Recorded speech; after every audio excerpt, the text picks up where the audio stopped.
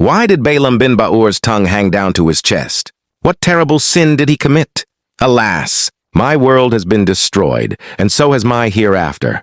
How did a man who was once renowned for his worship, knowledge, and accepted supplications suddenly become deprived of Allah's mercy? Why did the Quran present his example as a lesson for all generations until the day of judgment? Balaam bin Baura was a man whose worship, piety, and spirituality were renowned far and wide. People regarded him as a great scholar, a devoted worshipper, and a righteous man.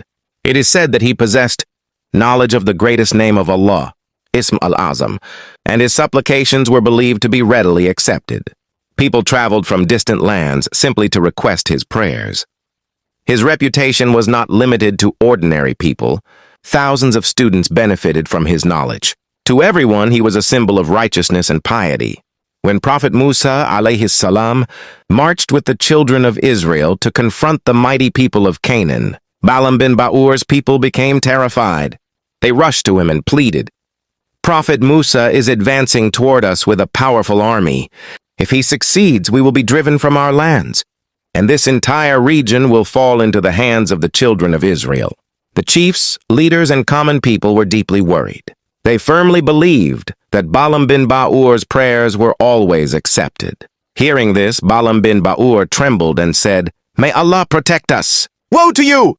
Prophet Musa, Alayhis Salam, is the messenger of Allah, and with him are the believers and the angels. How could I possibly pray against him? But his people refused to give up. They cried, begged, and insisted repeatedly. Finally, Balaam bin Baura said, "I will perform istikhara.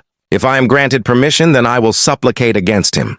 He performed istikhara, but no permission was granted to curse Prophet Musa, Alayhis Salam. So he clearly told his people, "If I pray against Prophet Musa, Alayhis Salam, both my worldly life and my hereafter will be ruined." However, his people continued to pressure him. They presented him with many valuable gifts and tempted him with wealth until greed overcame him. The love of worldly riches captured his heart. Eventually, Balaam bin Baura mounted his donkey and set out to curse Prophet Musa, Alayhis Salam. Along the way, his donkey repeatedly stopped and tried to turn back, but Balaam bin Baura kept beating it and forcing it forward. Then, by Allah's command, the donkey was granted the ability to speak. It said, "Alas, O Balaam bin Baura, where are you going? Look, angels are standing before me, blocking my path and forcing me to turn back. O Balaam bin Baura, woe to you! Will you really invoke a curse upon the Prophet of Allah and the believers?" Even after hearing these words from his donkey, Balaam bin Baura did not stop.